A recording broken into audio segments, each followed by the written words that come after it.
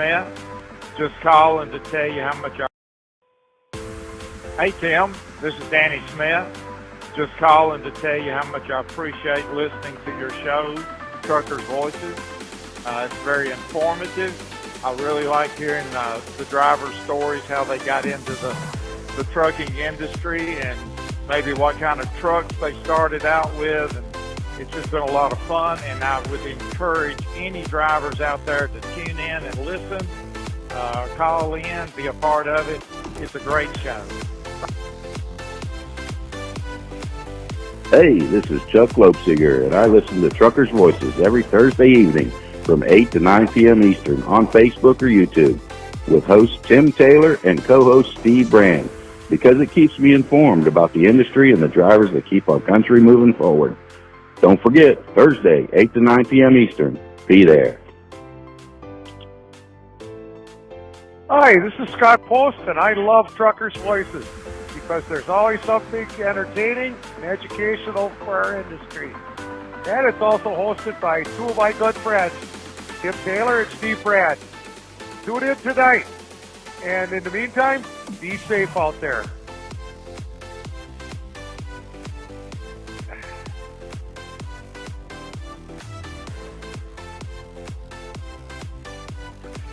Hey everybody, how you doing tonight? My name's Charlie Demchuk, and I'm here to welcome you to tonight's big show. Y'all sit back, relax, enjoy the show. Tim and Steve got a good one in store for you. So have a good night. We'll see you. Hi, this is Tony Wainwright. I hope you enjoy listening to Truckers' Voices as much as I do.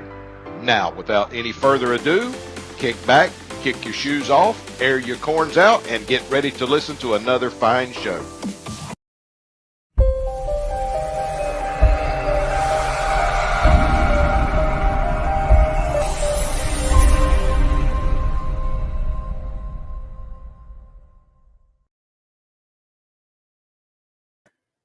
Well, good afternoon, everybody. Hope everybody's doing good. I hope you had a great day of trucking. I hope that everything you did today was blessed and prosperous and that you made it back home to your family safely. You know, I'll say it every week. That's the main goal, is to get home safely to our families. Hey, if you're still out there trucking now and you're listening to Truckers' Voices, we do appreciate you and appreciate you coming on and listening to us. But hey, y'all can always remember to catch us on our podcast, rebroadcast on Apple or either Spotify or Google Podcasts. Whatever platform you need to get on, hey, you can listen to Truckers' Voices. Don't miss it. Hey, we got a good one for you tonight. We got a special guest coming on. His name is Bill Miner. He drives for Walmart. We're going to talk to Bill about how he got into trucking and just find out all about Bill. So anyway, but you know what I got to do? I have got to bring that other fella in here named Steve Brand, the co-host, and you know, and he's doing a good job, and I think I'm going to give him a raise here in a little bit because you know, he's a little underpaid. So anyway, Steve Brand, how you doing tonight, brother? What's going on, Tim? How are you doing? You doing all right? I hope everybody out there, and I don't know if you call this TV land, computer land, radio land, YouTube land. We on everywhere.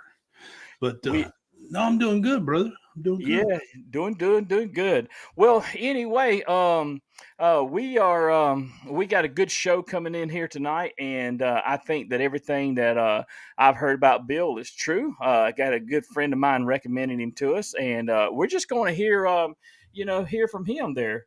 But anyway, so how's your day of trucking up there on the ice roads? I hear that you're an ice road trucker now.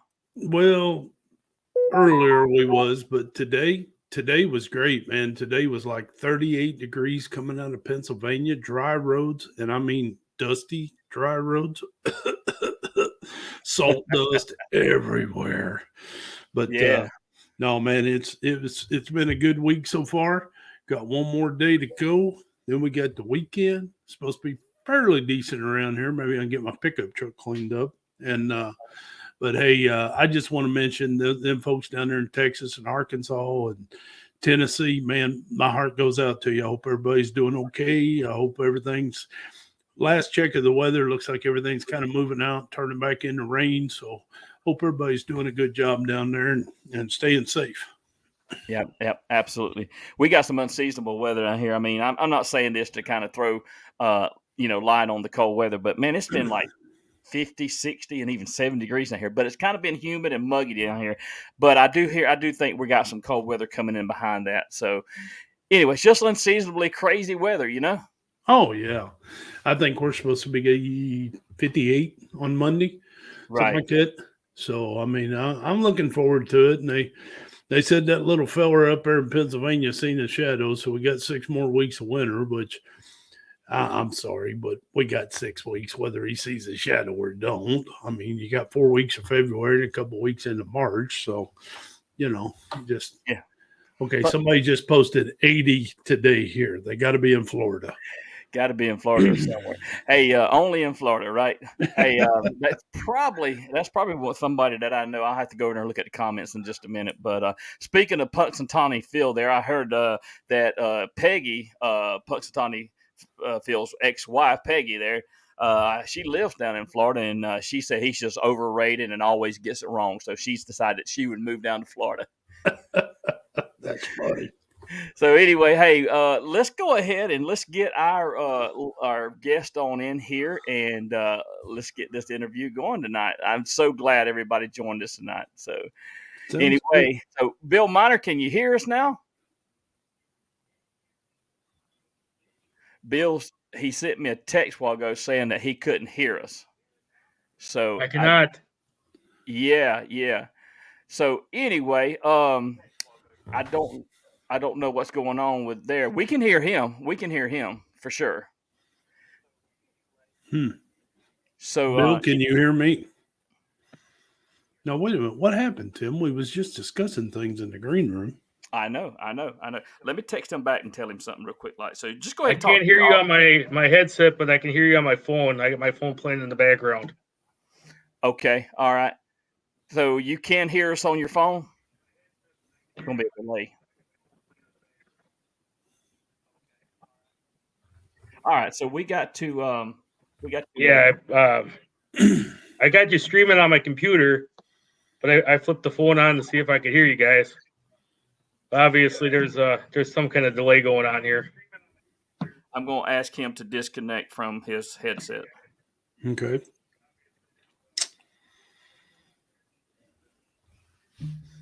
Gotta love technology, man. Yeah. Gotta love technology. When it works fantastic.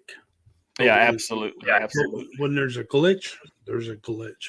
Yeah, for sure. We'll get it figured out here in just a few minutes. It's all good. We're here having fun, chit-chatting. Oh, yeah. Let's try this. Is this better? Yep, I can hear you. Right. Bill, can you hear us? I can. Okay. Can you give us an idea of what was going on there? You said good afternoon or good evening, and then you just disappeared. I couldn't hear you on my headset anymore. Yeah. So you're on the headset now. Is that okay? I am. I can hear you fine. Okay. Hey, it always happens. There's some kind of little glitch that always happens there. So, hey, Bill, thank you for coming on, and we're gonna have the listening audience kind of give you an applause here. All righty. Well, Bill, so good to have you on Truckers Voices tonight. Like I was telling the audience earlier, you come highly recommended from a good friend of ours. So let's just go ahead and get started because we always want to know about your trucking career, how you got started, where you got started, and all that kind of good stuff. So without, anything else to say there, can you just kind of give us your story? Well, the first time I drove a truck was back in the military. In the Navy back in 93, 94, 95. They were going to send me out to training as a CB, and then they decided that they were going to make a lot of cutbacks. So 95, I came home, started driving straight truck for about 8 months, and then was offered a position as a CDL driver. So I went out and got my driver's license, and about 8 weeks later, I was out driving doubles for Sears and Roebuck.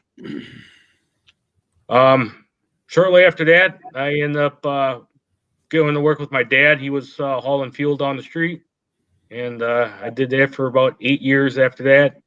'03 went over to CCX, which then became Conway, and then XPO. And then last 6 years I've been over at Walmart Transportation. So I didn't have any formal driving school. It was all, kind of spur of the moment on the job training. So that was I think 90. I came in just after they got rid of the chauffeur's license.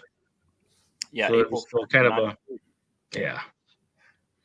Yeah, that's absolutely awesome. So you didn't ever have any formal my hat keeps hitting the microphone nut. You didn't ever have any formal CDL school training there. So tell me about that. Tell me how you absolutely navigated that, because that's interesting to me, because that's the way it happened with me also. I always call it, I graduated myself through my own CDL school there, right? Right. So like I said, I was working for Sears. We had a fleet of about 8 straight trucks, and they had one that had a manual transmission. Everything was automatics. And they said, "Can you drive a manual?" I'm like, "Yeah, I can drive a manual." So I ended up driving that for a number of years. They had one of their guys retiring, basically hauling doubles between Milwaukee, did the turn between Milwaukee and Madison, and the turn to Milwaukee to Rockford every day. And sure, I'll learn how to drive. They threw me in a brand new Aeromax, air ride seat, air ride cab, air conditioning, automatic. I mean, it was state of the art for 1996. And I said, "How bad can this be?" And put me in the seat. And like I said, about 2 weeks, went through, got my permit, took the road test, and then after those 2 weeks, I had my permit, or I already had my license. And then they did on-the-job training for about another month and a half. And then they got me loose. So, was you absolutely with a company that you actually started out with a Class A, or did you started out with Class B? I actually didn't even have a class anything. It was just a regular driver's license, driving a 24-foot street truck. No chauffeur's license or anything. Yeah. Okay, so that straight truck didn't meet the requirements for a Class B. No. Okay, all right. Well, hey, how long have you been trucking altogether? This will be year 29. Year 29. Year 29. Okay. So you've been trucking what, about 1993, 1994, somewhere along there? Like I said, first time I drove a truck was back in '94, in the military. In the military. Drove, I had enough to get a taste of it, and then like I said, they were going to send me off to school when we got back. We were deployed overseas, and they were going to send me out to school when we got back, get all that stuff done, and they were making cutbacks, and they gave me the option of either staying there or going home, and I said, "I'm going home." So. I got you. Well, I'm going to back off the mic and let Steve ask you a few questions. And I've actually got some pictures I'm going to throw up here in a minute, and we will speak to those pictures. But I lost them, so I got to go load them back up. So go ahead, Steve. What you said you started out with Sears and Roebuck. I guess whenever they started closing everything down, that's probably when you lost your job there, and then you moved on. No, my mom was actually working for the office at Sears and Roebuck at the distribution center, and she said, "Hey, we're looking for drivers," and that's kind of how I got my foot in the door there. Did that for a little over a year, and my dad's been a truck driver all his life, hauling fuel, and basically more money, better benefits, and I ended up going down the street, and I was hauling fuel for about 8 years. Right. It was just a matter of timing and everything else. And, I felt like a big trucker driving that big Peterbilt going down the road. I hear you. So with your dad being a truck driver, you're actually a second generation truck driver. Is driving a truck something you always wanted to do from the time you was real little, or is this something that developed over a period of time? Or? Well, I'm actually a fourth generation trucker on one side and third generation on the other. Okay. So uncles, cousins, I got a number of people that are either drivers or mechanics. So it's been in the, I've always been around trucks. it wasn't the first career choice, but I ended up going to school for electronics, and I figured, I'm going to get out of the truck, and I couldn't sit and stare at walls all day. And once you get that truck in your blood, it stays there. And I think that's most of us. I just can't picture myself sitting in an office playing on a keyboard all day or standing at the assembly line, which I am not knocking none of them jobs, because without them people, we ain't got nothing to haul. We ain't got nowhere to go. They got to tell us where to go. But that just ain't me. People ask me, and they probably ask you, ain't that boring sitting there all day holding the steering wheel? Nope, because you see something new every second. Absolutely. And then being safety conscious and everything. Do you compete in the TDCs or anything like that, Bill? I've been competing for going on 12 years now. Nice. Oh, yeah. So you have that TDC syndrome, I call it. When a truck passes, you're looking at the defects. Like he's missing a mud flap. Can't read his license plate. Light burned out. I catch myself doing that all the time. And of course, my youngest boy, he worked with us and helped set up pre-trips, and he's the world's worst. I mean, you going down the road and he's picking stuff out, so, but that's awesome. Have you ever made a trip to the Nationals? 3 times I've been to Nationals. 3 times. Well, congratulations, my friend. I like that. What classes did you win at Nationals? I've placed been to Nationals in sleeper, flatbed, and tanker. So okay, I'm in a different class. Yeah, I've not done tanker in competition. I've only been to Nationals once, and that was in 2014. That was 3-axle. But I haven't filled out the paperwork for work yet. I'm thinking about trying tanker. What the heck? Yeah. What you got to lose? I mean, that's the way I look at it. I mean, might as well go for it. I mean, right. The pre-trip part of it might be a little. You got any pointers on the tanker pre-trip? Learn your stickers, the test, pressure test, leakage test. Otherwise, everything else is pretty much the same. It's got wheels and it goes down the road. Right. Now, one more quick question before Tim gets ready to fire up. What made you to choose to go to Walmart? I hear a lot of good things about Walmart. Well, you know how the LTL industry is. You've seen enough companies get gobbled up by somebody else. We got taken over in 15 by XPO. Right. I wasn't happy with, I gave them a year, just wasn't happy with the direction. I had some, personal issues going on at home.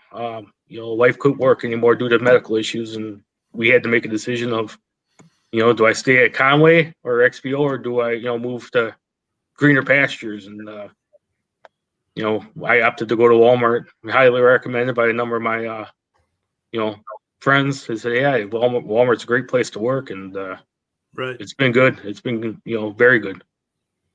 Fantastic. I figure if I ever had to go back on the road, Walmart would be the sleeper truck I'd go for, So I hear a lot of good things. What are you laughing about up there in the corner? Oh, I ain't laughing at you. I'm laughing with you, driver. So Bill, being with Walmart there, and that was a good place for me to segue into it. Walmart, I noticed that, you always see in their trucks, or you're seeing the advertisers saying, hey, we're hiring. But by the way I understand it, to get hired at Walmart, you have a pretty stringent road test you got to get by. Can you speak to that a little bit? There is basically a road test and a pre-trip. There's they want to make sure that the driver knows what he's doing. They have changed it a number of years where they bring you in, they show you what they want done. They show you, hey, this is how we want the Walmart pre-trip done. This is, as far as the road test goes, it's basic things. Don't run over curbs. Make sure we're stopping at stop signs. Don't go over any yellow lines. So there's, if you can drive a truck like you're supposed to drive a truck, there's no problem passing the road test. And as far as the pre-trip goes, it's a standard DOT pre-trip. Checking lug nuts, checking fifth wheels, lights. But you've seen the industry go with these people going down the road. Like I said, how many trucks you see going down the road, no license plate, or dollar legs aren't cranked up, or they're missing, half the lights in the back of the trailer are missing the sea container going down the road. So it's a problem with the industry where, I think there's a lot of guys that just don't care. It's just a job, and I don't know how we're gonna, there's no way it changes some of these drivers' attitudes until, they end up losing their license or something like to that effect. Right. So you're in a hotel tonight, and that's not typical. Normally, you're probably in your truck somewhere when you're working. So, what kind of schedule do you work? Do you work like 5 on, 5 off, or you got another type schedule you're running? I'm a 5-2 driver. My schedule is Monday through Friday, with the option of working Saturday if there's work available for us.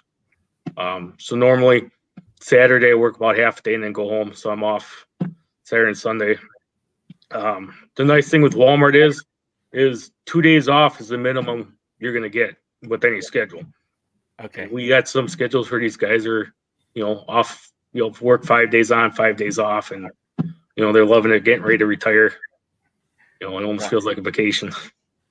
Right. Yeah. Good friend of ours, John Lex, he, before he passed, he was like running a 5 day on, 5 off. And I always just used to kid with John. I was like, man, you got it made, man. You go and work 5 days and then you're out of the truck for 5 days. I was like, good gracious. But, I miss old John there. And, oh yeah. Every time I think about Walmart or I see a Walmart truck and all, just brings back so many memories of John there. He was definitely a legend to the industry, and he was a driver's friend. I don't care who you are; he was always your friend. So, but anyway, so do you normally find that you have a problem finding a place to park sometimes? Being with Walmart, we can park at almost every Walmart in the country. It's a secure location for us. We got the cameras on us. Since we are Walmart employees, we have access to inside the store 24 hours. So that is one of the nice things about being a Walmart driver is, every small town's got a Walmart. So I don't really find too many issues parking. Right. Wisconsin is not too bad as far as trucking availability, finding places to park. Some of the other states we run into, Minnesota seems to be a little bit of a problem.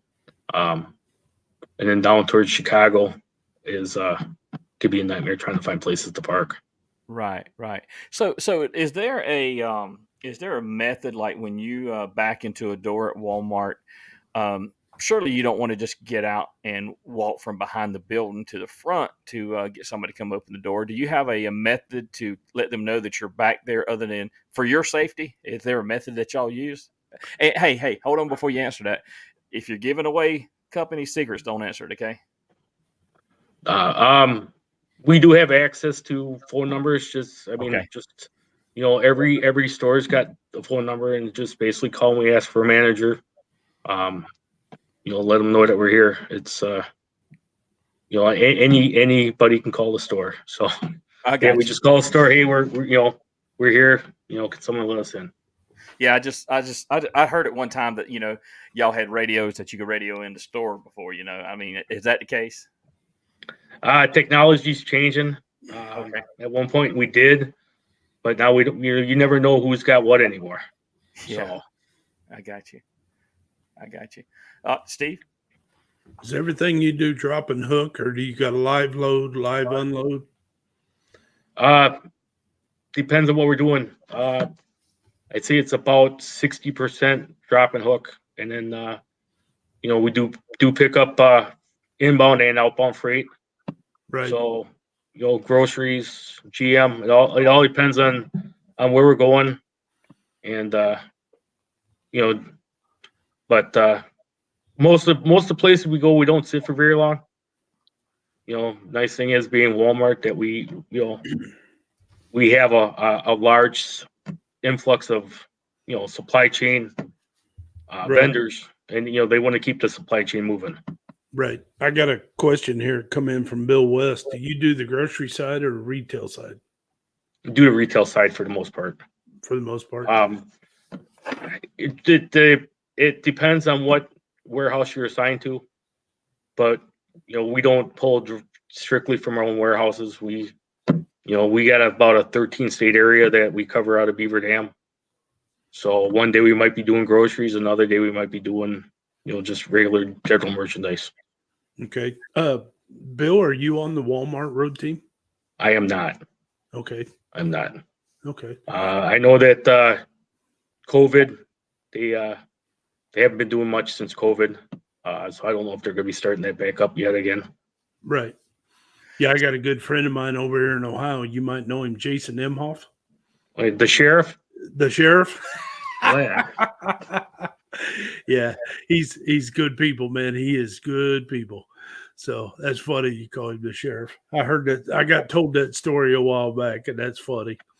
Yes. That is funny. I asked him about his badge. He's usually wearing it. Oh yeah, yeah. But he's got a jacket on. It's on the inside. He just opens it up. Oh, that's funny. And you said that. Now I know who you're talking about. I've seen that before. Oh yeah. Yeah, it's funny. I gotta get a hold of him. I gotta get him on this show. He'd be a riot.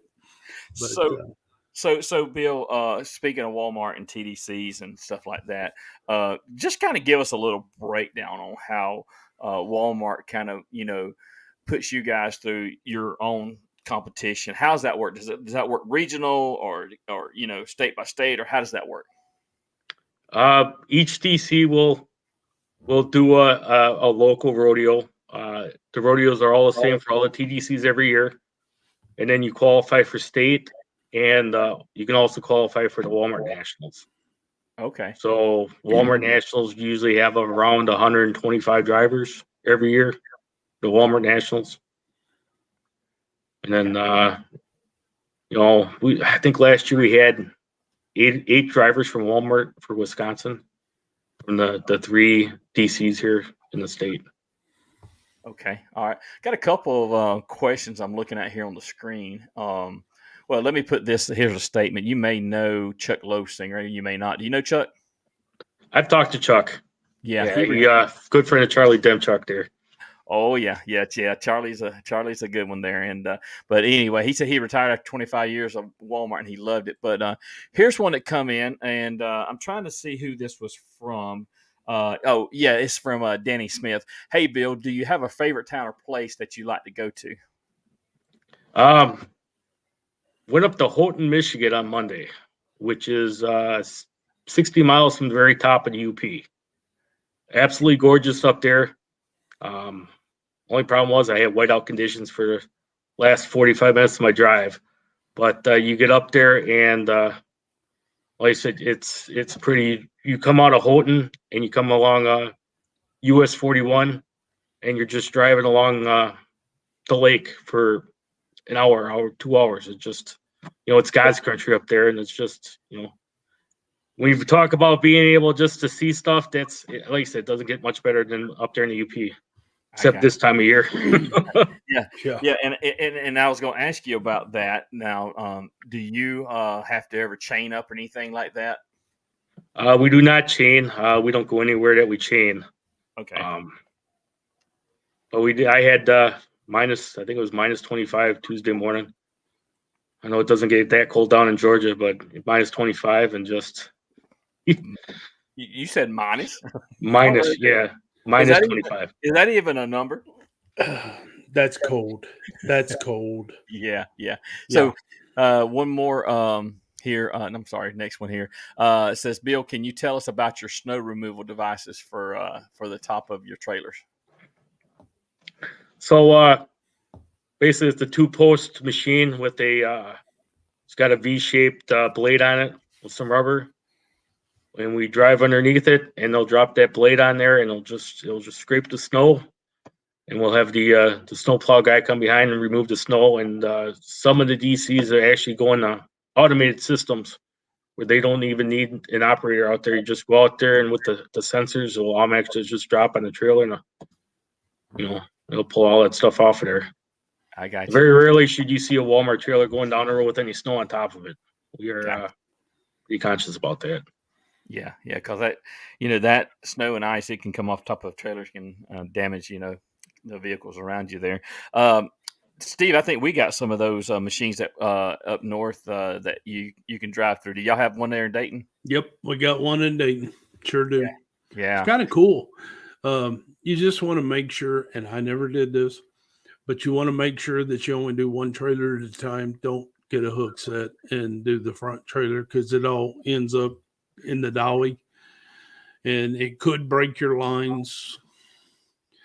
I don't know anybody personally, but I've seen some videos of it. So when we got this thing, we kind of had a little training on it. And you don't want to do two trailers at once.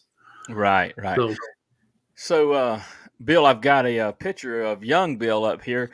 Tell us a little bit about your time in the military. And before you do, let me say thank you for your service. Yes, thank you, sir. Thank you. Joined right out of high school. Got stationed out in San Diego, and at the time I was doing what they called damage control. Basically, I was doing HVAC systems, working on doors and the like.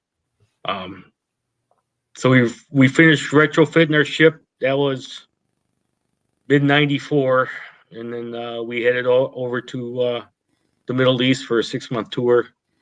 So we got to see Japan, and we were in the Persian Gulf for about 3 months. On the way back, they offered me either deployment to Guam for 3 years, or I could come home. So came home, did the Naval Reserves for another year, and then pulled the plug after 4 years of service. Yeah. So did you ever see any combat? No. We were. I was stationed on a repair ship, so we had machine shops, electrical shops. Okay, I got you. So let's speak to some of these other pictures here. So this is Bill, and where are you at in this picture, Bill? What country are you in? We are in El Salvador. Okay, and what are you doing there? So the church I belong to, every year we would do missionary trips. I ended up going to El Salvador, Costa Rica, and Ecuador in the 3 trips I went to. This particular one here, we were actually building an orphanage out in it's basically jungle down there, but from the ground up, we had about 25 people from our church doing general construction out there. Okay. So we go out there for about a week. And like I said, we were roughing it. There was times we were in the middle of the Amazon jungle for a week, and they said there was 100,000 varieties of insects in every square kilometer down there. Shake your shoes out. Yeah, be careful where you walk. Watch out for snakes. Ooh. But we did. Like I said, that was another victim of COVID. We did that up until COVID-19. Yeah. So, yeah, I had the opportunity to do a mission trip down in Jamaica 8-9 years ago, and the one good thing about Jamaica is there's no snakes in Jamaica. Okay, I will tell you that, because the mongooses they take care of the snakes down there if there was ever anybody. But they guaranteed me there was no snakes, but there was all kind of other critters. We actually was in the heart of Jamaica, up in the mountains, living with the Jamaicans. We was definitely not on no resort, because we had no AC or anything. And so after about 4 days I was there, I finally got acclimated to no air conditioning. The rest of the time I sweated my butt off. But it was a good trip. If you've never been on a mission trip and helping out people that are underprivileged, it's good. It's really good. So thank you for your work there on the mission field too, Bill. I do want to move into back into TDCs here, and I kind of knew that you you competed, that you've been in nationals and won before. So tell us what's going on in this picture right here. I believe that's the last one when I was in ninth. I think that's 19. That was when I won at state. So that was my my first trip to nationals as a Walmart driver. Okay. So I ended up I won in 15, 16, and 19. I had to take 17 off, and I placed second in 18. So I had a pretty good 5-year run there. But yeah, this was my first year winning with Walmart. I was pretty happy with that. Yeah, and I missed you in 17 because I was up there in Pewaukee, Wisconsin, and I actually was invited as a road team captain and gave a speech there. So man, we just did miss each other. But yeah, when I started with Walmart, I was actually working about an hour and a half west of Chicago. So I actually started my Walmart career down in Illinois. That's why I wasn't able to make it up to Wisconsin that year. So the first, the first time I'd ever been to Wisconsin there, the people there with the Wisconsin Trucking Association took real good care of me. And I remember this lady by the name of Sue. Does that ring a bell to you? Yes. She made me feel so at home. But cheese curds. Had my first cheese curd there, and when I bit into it, it is true. If it squeaks, it is good. It's fresh. It's fresh. Go to the store and you're like, it's not even refrigerated. They just got them sitting on the shelf. That's how fast that stuff goes. Right, exactly. So here's another picture, and I see you're wearing road team attire there. And so tell us a little bit about this picture, and you can kind of go ahead and tell us a little bit about your experience on the ATA's road team. So in this picture here, the gentleman from that is to my left in that picture, that's Jeff Langenhan. He has been on stage at nationals quite a few times, was a national champion as well. Gentleman two over in the blue shirt, he was a national champion that year too. This was my very first year going to nationals. This was back in 15. We actually won the team trophy at nationals that year. So Wisconsin took home that. We cleaned house at nationals that year. That was a pretty spectacular year for Wisconsin. Yeah, that's pretty impressive right there for sure. And so did you? What was you running in that year? What category? That would have been tanker. Tanker, okay.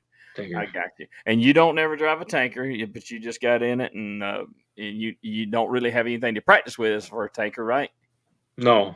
I had at this point I hadn't driven tanker in like 15 years. Yeah. So, in other words, if it's a truck, it's a truck, right? The truck, it's a truck. Yep. I've competed in tankers several times, and Georgia's placed second, third. Never have hit out, the first on tanker yet, but I'm going to get it one of these years as far as in the tanker. I'm going to keep on until I get it there. I'm going to move on. And so speaking of your road team experience there, tell us a little bit about that, some of the places you got to see, some of the stuff you got to do.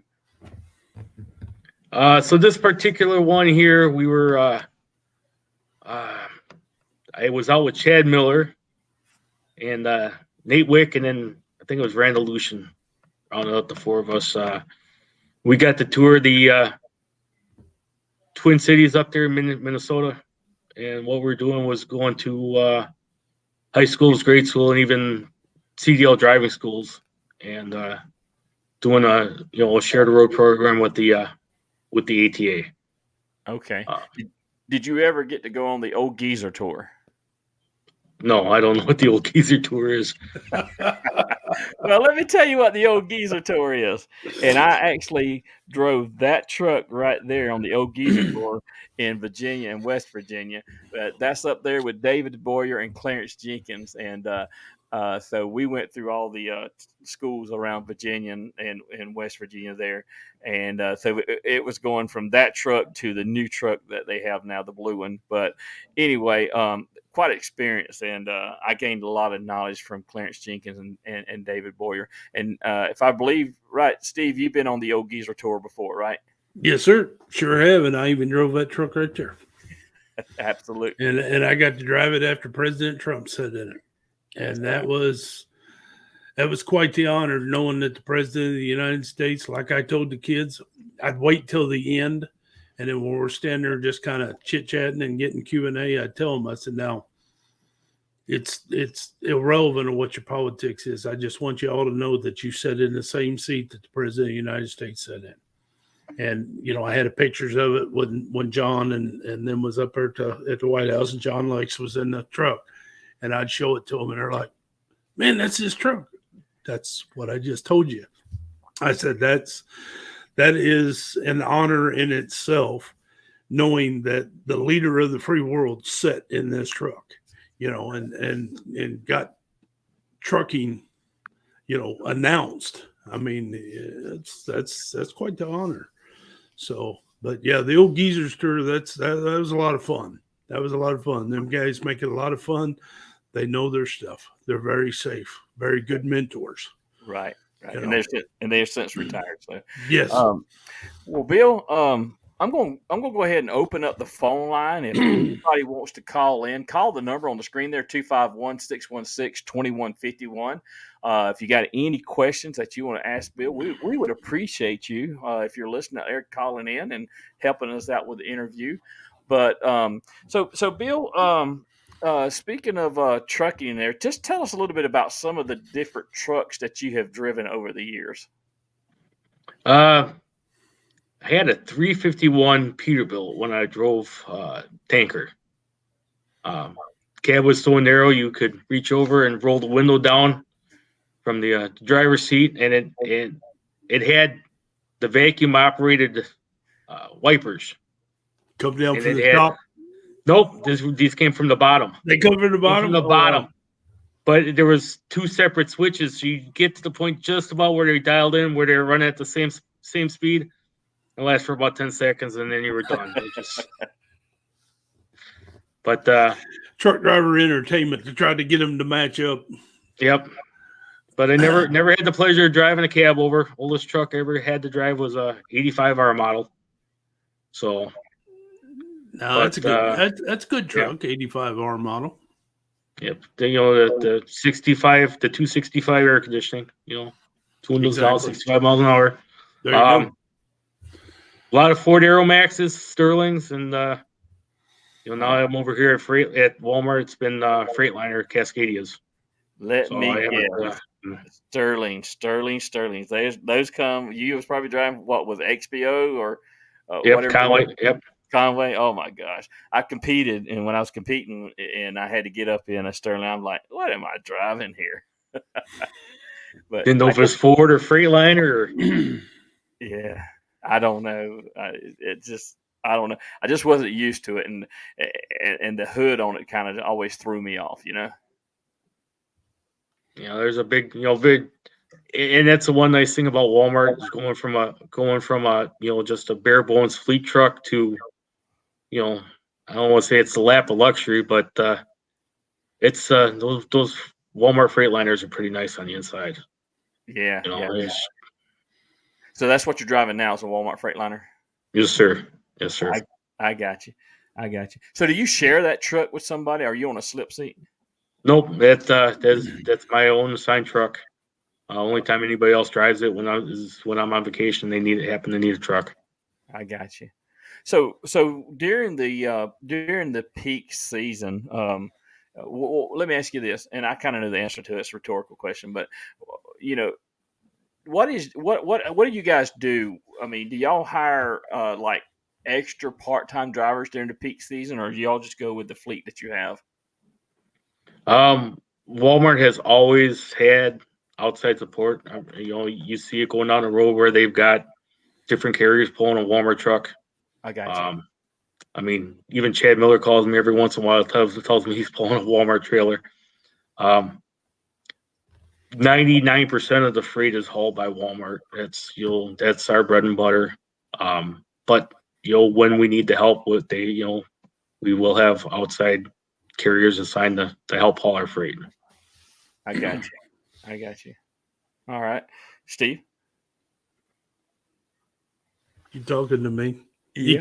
I was zoning out there. I was just I was listening to everything, putting it all together. Sorry about that. Got a call coming in. There you go. Grab that call. Good evening, caller. Welcome to Truckers Voices. Who do we have on the line? You got Chuck Lopes here. Hey, Chuck. Thank you for calling Truckers Voices with Steve Brand and Bill Miner. So And thank you for being such a great supporter of the show there, Mr. Lobesinger. Absolutely. Yeah, just reminded me of some of the best times I ever had there was when you talked about that geezer tour. Well, man, you did it. Yeah, you and I did go on the old geezer tour together. We did have a good time for sure. And Yep. especially at some of the backwoods schools we went to. Yeah, it was definitely a challenge and a blast all at once. Yep. So, Chuck, you got any questions or anything you want to throw out here to Bill? No, he talked about cab overs. I think I heard him say he started after we got rid of all those cab overs, but that was just one thing I was going to say. My first truck with Walmart was an '87 International cab over. Wow. So tell me a little bit about that, Chuck. I mean, how difficult was that, or is that just something that you got used to? I was only in it for about 3 months before when I hired on. I was called Flex, and I was in it for 3 months while I was a Flex driver, and then I became full time, and they issued me a brand new '94 cab over then. Okay. All right. So definitely, when you left, you definitely come a long ways, right? Oh yeah. I can remember the first conventional tractors coming in with Walmart. The first one that came in down there, I was in Brooksville. Buddy of mine got it, and I got the second one that came in down there. And I spent like 6 hours switching all my stuff over, and they gave me a trip to Miami. And I left, and I got down there to Miami, and I closed them curtains, and I was able to sit on the bed and put my feet on the floor, and I just thought I was in heaven. No more laying down to put your pants on. That's right. That's right. Now, Chuck, let me ask you real quick.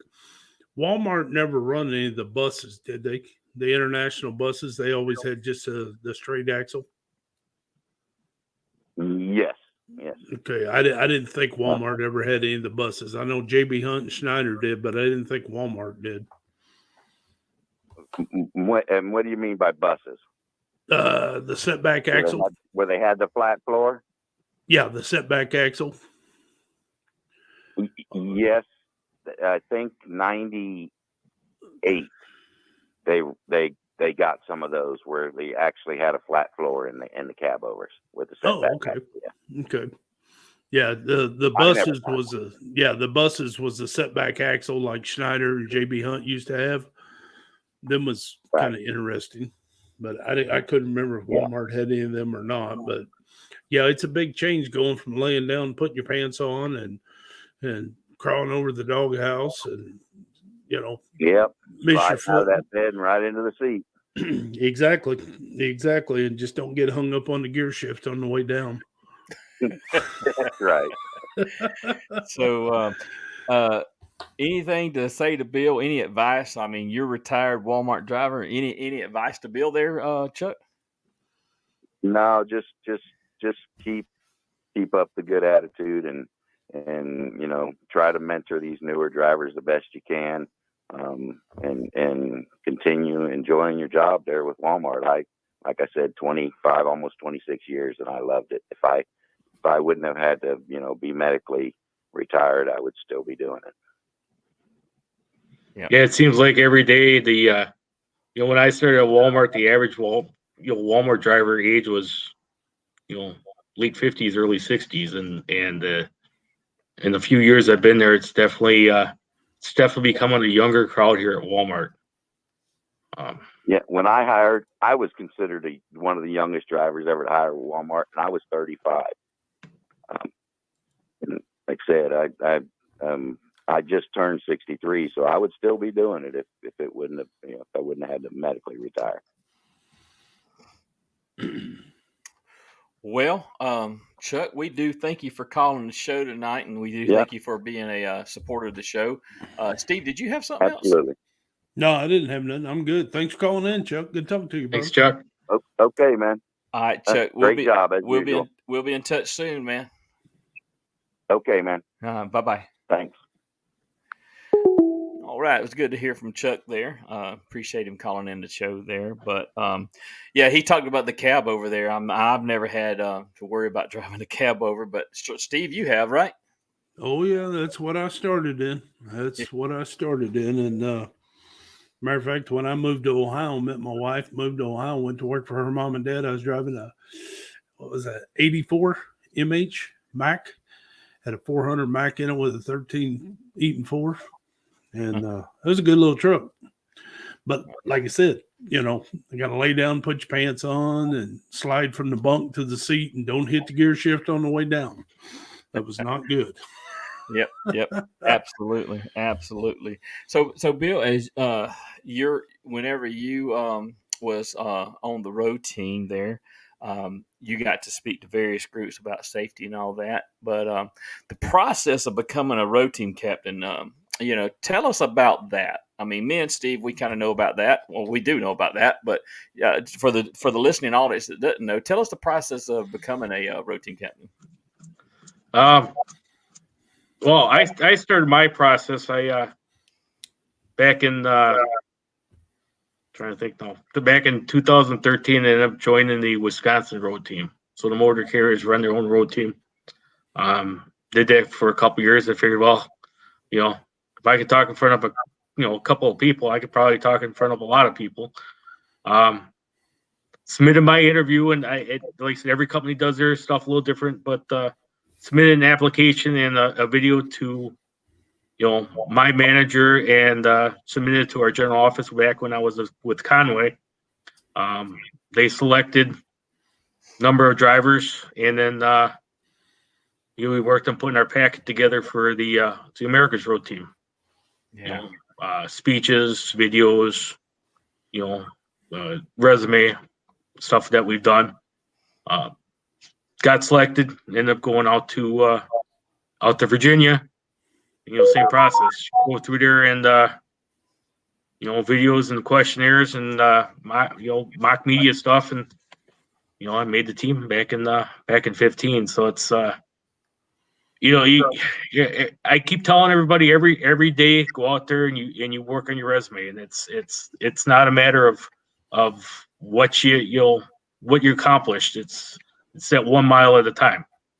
You know, Exactly. it's that safety record. You know, TDCs, everything else, that's all frosting on the cake. But you know, every day you can get out there and drive safe and you know, make it home same way you left. That's the key. And this time of year, it's getting harder and harder because people get in a hurry, and especially where you're running, Wisconsin, Minnesota, Michigan, y'all been getting a lot more snow than we have down here, you know. And like Tim always says every morning, you know, watch out for those who ain't watching out for themselves, because people's got one mission. I mean, it's like tunnel vision. I gotta go. Right. You know? So it's getting harder and harder every day. So, you know, every day I pull on the fuel oil and I'll see one of my buddies, hey, how was it today? Well, we made it back safe. That's a good thing. That's right. You know, one day closer to retirement too. That's right. That's right. You know, every year I'm thinking, man, I'm not going to run Chicago anymore, and I've been, you know, running Chicago for the last 28 years. You know, it's I never have had the opportunity to go to Chicago. I got real close one time. Chad Miller and myself, we were fixing to head over there because somebody was looking for a key on one of the trucks and they couldn't find it, and it was in the ABF yard over there. So he said, hey, I think it's about 2 hours from where he lives at, maybe. And we were headed to Chicago, but they found it. We turned around about halfway on the way back and had some good old Chicago style pizza. He don't know what he's missing not going to Chicago. Yeah, right. You know, come on. I go to Atlanta every day. I'm not missing nothing there, right? It's about the same. It's about the same. Really, it is. I mean, it's as the joke says, and Bill could probably contest to this. Chicago's the only place you can go at 2 a.m. on Christmas morning, get caught in the construction backup. So, you know, I mean, it's he's laughing. He knows what I'm talking about. No doubt. Well, hey, we are at 8:54, and so we're going to go ahead and start wrapping up the show. I will take another call or two if anybody wants to call in, 251-616-2151. But with that said, if nobody calls in, we're going to go ahead and wrap the show down, kind of wind it down. Bill, it has been a great honor for you to come on Truckers Voices and tell us your story and tell us a little bit about what you're doing with Walmart and some of your achievements and accomplishments and all that. I do thank you, and I want you to continue to be safe. And man, we got to have you back on here sometime in the near future. I appreciate you having me. Yeah, absolutely. Bill, how far south do you come down with Walmart? Do you come to Columbus, Grove City, or anything like that? The farthest I've been, and maybe Tim knows where it is. You know where Dunlap, Tennessee is? Yes, sir. Just that's the furthest I've ever been with Walmart out of here. Okay. Usually it's like I said, I spend most of my time up in the UP of Michigan, Illinois, and Minnesota. Those are the 4 states that I'm usually spending most of my time in. Okay. Yeah, I didn't know if you come down this way. I'm based out of Dayton here, and I'm right just 75 junctions right outside the door here. So I didn't know if you got over towards Columbus way or anything like that. No, not as often as I used to. When I first started here, I was in Ohio almost every week, and right. I don't think I've been in Ohio in the last 2 years. Okay. All right. Well, if you ever get over this way, man, look me up. Maybe we'll have time. We'll grab a cup of coffee or grab a bite to eat or something, It sounds like a plan. Yeah. And I appreciate you coming on the show, man. It was good talking to you, and we'll be thank you again. Yeah. I'm hoping to see all the guys at Nationals this year. Oh, yeah. I hope so. All right. Well, we're going to go ahead and start winding the show down, and we haven't done this in a while right here. So we're going to have Speedo's rant of the day. So, Speedo, you get your rant ready, and we'll come right back to you.